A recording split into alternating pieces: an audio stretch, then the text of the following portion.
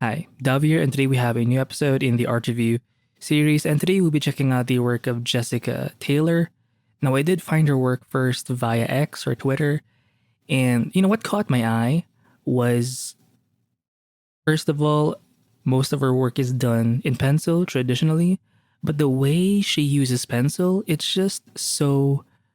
Now, this one's digital, it's a digital painting, but most of her work is kind of like this, where done in pencil, but the values are so apparent, right? I mean, she does show off her pencil strokes. Like, you can definitely see some build up with her hatching, but eventually it reaches a point where you can't even see like the paper in between. It's all like it's gonna end up becoming something like uh this, where everything is sort of filled up, no spaces in between. And what I mean by space is there's hardly any like white space left, or the paper is very minimal. Like, the paper being shown is very minimal. In this case, it's going to be just around the reflections over here, right? They do have to be, when you're doing pencil or anything, when you're doing traditional types of artwork, let's say in pencil, you do have to be a bit more careful because you do have to build up, usually from the darkest to the lightest. Well, without touching the light parts, because I mean, you can do stuff like erase with a kneaded eraser or something, but that kind of a hassle. You could just simply focus on the darks or the shadows in this, or any kind of darker value. But the point is, it's just it looks so realistic too, and I think that's a good sign of her. Uh, Maybe she does. Well, it kind of makes sense that she would do a lot of studies, because I have seen her do some studies before. I believe it was like a bunch of fish. It was just drawing like salmon, or it was basically like a different kinds of fish. And I remember feeling so inspired to draw because she just knew how to break down. Um, I think it was this one. Let me just zoom in on this guy. Yeah, I think it was this. I saw this on Twitter, and it looks realistic, right? And I think it's because of her values. Like, she just knows how to properly place them, right? And she knows how to vary up her strokes, because you are limited to this single pencil medium. She has a weird way of sharpening it. I've seen a lot of artists sharpen their pencil this way. They're doing it manually, but this sort of point is just too weird for me because it does break. I have tried it and it does break. So not a fan, but I just like how it's like some parts seems smudged, and other parts seem like the strokes are just more clear, right? Um, I don't know. It just, first of all, proportions. She knows how to capture um, or study references, but it's not just that. It's the realism that she's able to really capture. And I think whenever she does her own concepts, the reason why it's pretty good or really good is because she invests time in studying a lot of like realistic sort of subjects. And I mean, look at how not everything has to be studied completely. For example, for her fish studies over here, I mean, she's really just capturing some parts that actually matter. For example, right now for this specific fish, it's really just this front part of the head. For this guy at the top, it's pretty much the whole thing. But look at how as you go further back, it gets a lot more vague. So she's studying more of the silhouette at this point. But here you see more of that sculpted look where you have a lot more range in terms of values, right? You see a lot more edges being sort of defined, right? They're pretty cool. Let me just see her other stuff. Yeah, I think it's been a while since I've actually like really dived into her work, but look at this. Not, I'm not sure what paper she's using. It seems kind of yellowish. I'm not sure if it's just the lighting. It looks like Like it has a bit of a canvas texture. I'm not sure if it's actual canvas or just a like a newsprint kind of paper, but yeah, look at this fish. It's basically this guy's hat or head. But again, even though the shape is somewhat exaggerated, right? Look at how realistic it looks. And I think she's I guess a master of values, right? And knowing how to make something look just it's not just values. I did mention proportion. She does a lot of human figures as well. So um, if you combine her like animal plus human sort of interests, I think you can build a lot of concepts from those two major things, right? If you know a lot about human anatomy and animal anatomy, you're gonna go far in terms of your imagination, right? In fact, she doesn't just do like people and animals. Uh, she does plants as well. I want to show you. Oh, this one. I believe it's these ones. I think we can zoom in and like see. Or maybe we'll start with this one, right? So these are some studies of trees posted 3 years ago. Let me just go down further. So these are some close-ups of the one at the top. I mean, look at how she's able to capture even bark, like the organicness of the thing, right? And I think she's been using pencil so long that she knows how to get a lot from the pencil because I do see some parts are being super soft. I'm guessing she's smudging some parts in the end, but like, and also she's saving, I believe, some of those detailed marks, kind of like these ones, the dark sort of detail lines in the end. Maybe she's saving that for last, I think. Um, I don't know. Maybe she does it in the beginning. The point is, it's very varied. Like it's not one style of pencil. Like you know how was the artist Eliza something? She will start off her drawing, her graphite sort of illustrations, artwork with some contour lines, and then she'll use a stump or some kind of a like a blending sort of tool to smudge some parts to create that soft sort of a gradient in her work. So you have some contour lines plus those soft sort of gradients. And you combine those, it just makes it look a lot more, it makes her work a lot more like varied, right? But I think for Jessica, she does go a lot further, right? In terms of that range, but also the values. It does get really dark in some parts, right? Like in this part over here, it's pretty dark. I'm not sure if it's from the camera, cause or from the phone or laptop, because I know you can increase the contrast, right? But maybe she does have a different pencil to achieve these, like the shadow parts here, to achieve these darker values. Maybe she's using a charcoal pencil. Who knows? Um, or maybe she's using. I'm not even sure what kind of pencil she's using, but because for those of you who have used graphite, most of us have used like basic pencils, so we don't really get to achieve this sort of range. Like a lot of our pencil sketches or drawings look just super gray. Obviously, we're limited to like I don't know 2B or HP pencils usually. So yeah, I think we're missing out when we just have those instead of having the ability to really use the full range of those like lead softness, you know, from like the hard to soft sort of thing, maybe from 4H to 4B. 4H meaning it's hard. The H stands for hard and the B stands for like soft or something. So but yeah, people, animals, trees, and if you get those things, if you have enough experience, I think in those parts, you're gonna dominate. I think. And sometimes it looks a little photorealistic. Well, I did mention earlier that she does a lot of studies, so it kind of makes sense. And a lot of her studies are not usually, well, let me just zoom in here.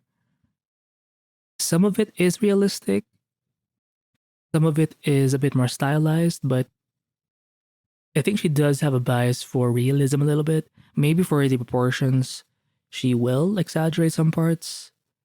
Uh, maybe caricaturizing some features here and there, but the way she renders, I think, is uh, she does lean a lot more on the realistic. I mean, look at this guy. It's like a freaking photo in grayscale. Now here you will see more of a hatching technique compared to this guy at the top. I mean, you still see some hatching, but it's like there's so much layering involved that you hardly see those lines anymore. This one is a bit more obvious, I think. Same thing here, the lines for the headdress thingy, it's really more about detail or the pattern of the clothing for the head. But for their beard, it's just a like there's so much hatching that it's basically just one major shape, right? Here the shading is a bit different. They're using it's done in a very soft kind of way. Maybe they're using maybe the side of their pencil a bit. Basically not like the graphite or the charcoal is just sort of gliding through the paper. I do think they scan it just based on how this image looks like. I think they do scan it. Pretty cool. Oh, this one's pretty cool.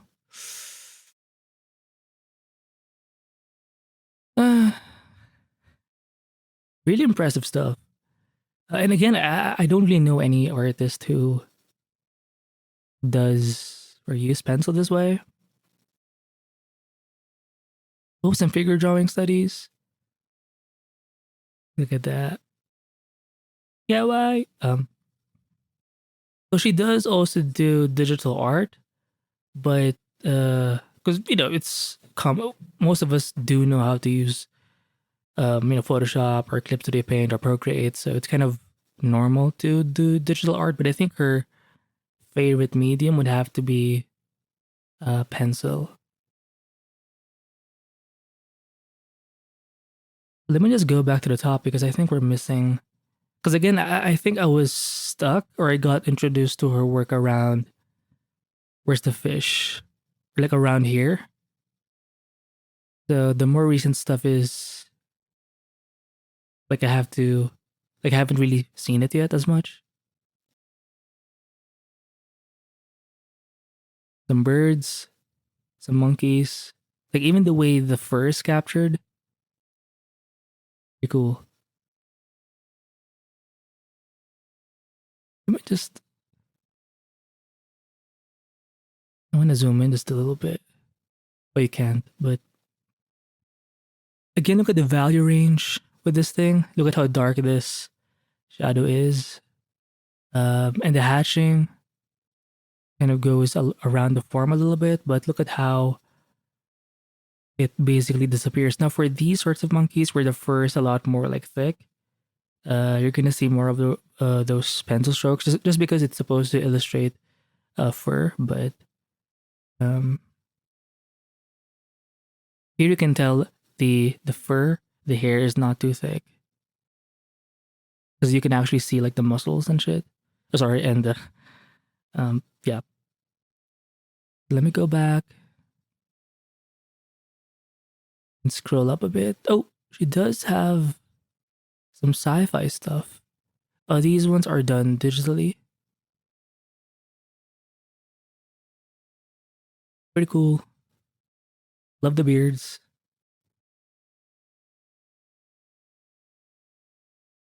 Oh, and this one I think is pretty cool too. Look at this. Oh, it's a big photo too, or a big scan. Right? It looks like one of those Lord of the Rings illustrations or artwork. Look at that.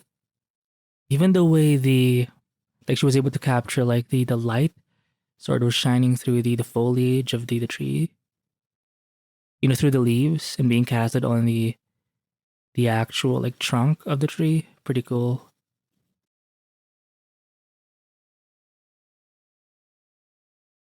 And again, look at the varied nature of it. Even the way she did these like leaves, like it's done manually too. So that's pretty impressive. If you zoom out, I mean, look at this thing. Wow. I do remember seeing this on her Twitter as well. Right? I mean, you already have this guy, and then you add on the environment and specifically this tree. I mean, eh, pretty cool. Let me just go further up, further up. You know what? Let me see this. Okay, so we have some. It's for a personal project, so some character sort of explorations, right? Yeah, it shows you that if you have like a good foundation and like in her case, it's gonna be just pencil and values. Um, Going to digital sort of mediums is gonna be like an easy thing. Well, not completely easy because you still have to learn like like the software, the interface and everything, and specifically your own process, right? But fundamentally, you're not gonna struggle as much. And if you look at her work, like it's all um done with one medium, pencil. So I don't know, I think when you can do something like this with that kind of limit, you're pretty much unstoppable in a way. Oh, look at this one. I do like these ones more. Just because there's color. Oh, I think wait. Maybe she did this because I did see this head before. Maybe some of these sketches start as like actual like pencil sketches, and then so she'll scan it, and then she'll build upon it in like Photoshop or Eclipse to paint. Maybe to extend the body and to add the colors and everything, but pretty cool.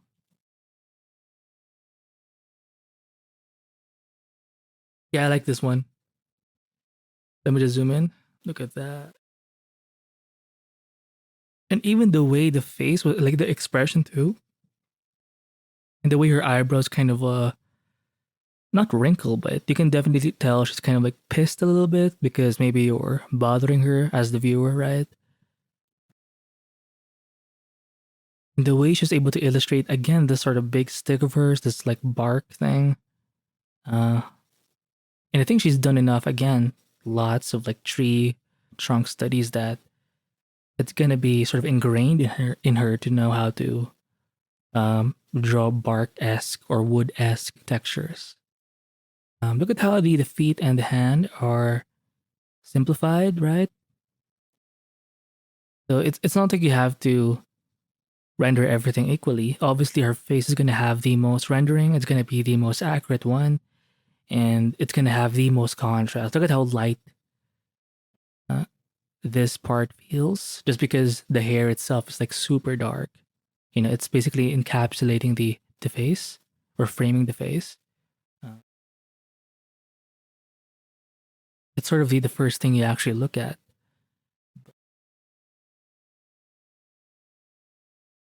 She is carrying some fish. So she has some food, some water maybe, and some zombie head. Maybe as a trophy or something, who knows? So she is kind of I don't know, maybe she's just, it looks like a normal, because I've seen a concept art piece or an illustration by Refaza something. Uh, and she had like a similar concept where it was basically a woman carrying fish, like a Mongolian kind of traveling woman, and they had like a bunch of fish. But obviously, I think Jessica has a different concept because there's like a dead head in her back. So I just like the way she does her pencils. It's so like it opens you up to what you can do with the pencil. Like it's not just for quick sketches. Like you can do complete art pieces with it. And I think this one is gonna be my favorite along with this one when it comes to that sort of complete look or what you can do with pencil. But when it comes to like studying stuff, her animal studies and her and her tree studies like these. Oh my god.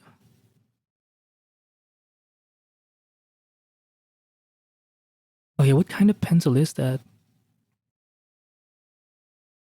Can't see it. But the way she's sharpening her pencil is a bit odd. I know it's like a typical artist thing, but oh my, even at this view, it looks pretty cool. Wow. Again, look at the value range. It's so, like the full range of values are being used. It doesn't look like gray or silver-esque. Again, because we're so used to like using just HB and 2B. Let me zoom in here. Oh my god. And notice for her bark, she does use thicker pencil strokes. Right? I mean, there is some variety there, but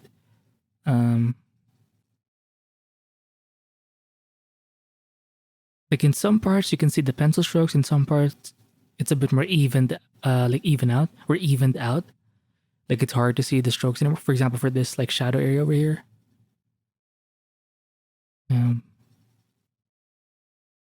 Very cool.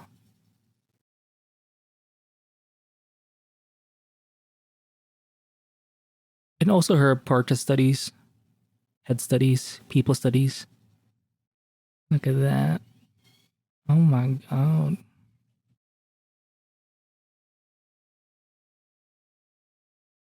And yeah. So I think the other takeaway here is to learn how to draw or study like the three sort of fundamental concepts: people, animals, and trees.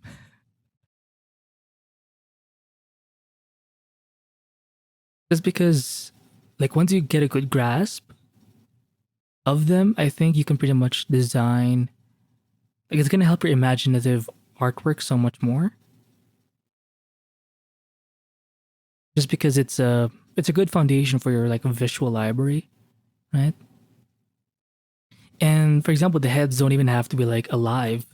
In this case, these heads look a bit more mummified, right? And this will help you. Let's say you're trying to design zombies, or you'll want to draw zombies in the future. If you have enough like experience drawing like mummies and everything, or mummified like people, you're gonna have an easier time. Same thing here. Yeah. Anyway, that's it for this art review of. I mean, these are trees, but they're like ants, basically trees that are alive, right? So she's combining like the tree sort of subject with human faces. Pretty cool. Yeah, I will link this page in the description below. And yeah, I'll see you in the next video. Bye.